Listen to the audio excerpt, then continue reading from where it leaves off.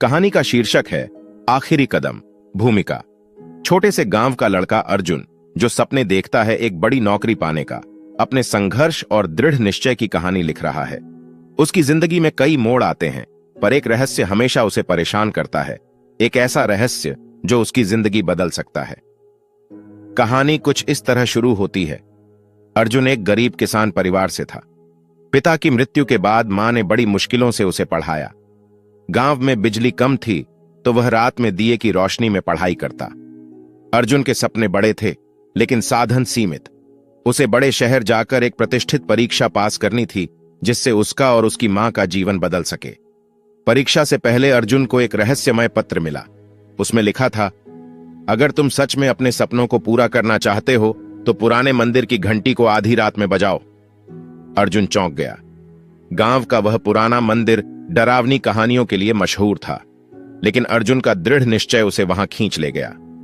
रात को जब गांव के लोग सो गए, अर्जुन ने अपनी मां से झूठ कहा कि वह लाइब्रेरी जा रहा है और मंदिर की ओर निकल पड़ा।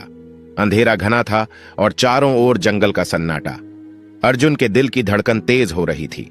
मंदिर के अंदर घुसते ही ठंडी हवा ने उसका स्वागत किया। जगह जगह मकड़ियों के जाले थे, पर अर्जुन को घंटी की तलाश करनी थी।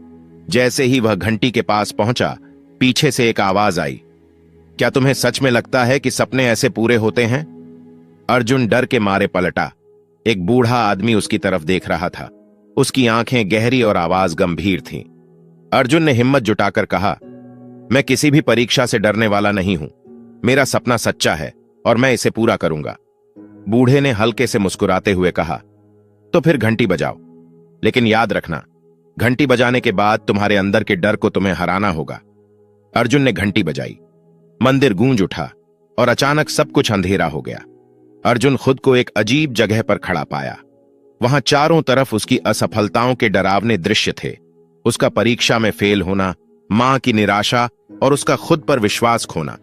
लेकिन अर्जुन ने अपनी आंखें बंद की और अपने मन से कहा, मैं हार नहीं मानूंगा, मैं अपने डर से बड़ा हूं। अचानक वह अपने कमरे में जागा। सुबह हो चुकी थी। परीक्षा का दिन था। अर्जुन ने अपनी पूरी मेहनत लगाई।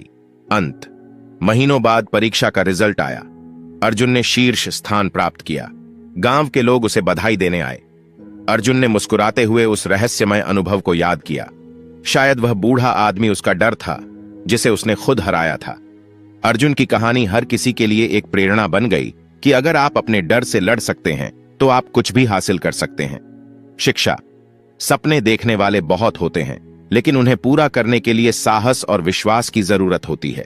जीवन की हर परीक्षा सिर्फ मेहनत ही नहीं, आत्मविश्वास से भी पास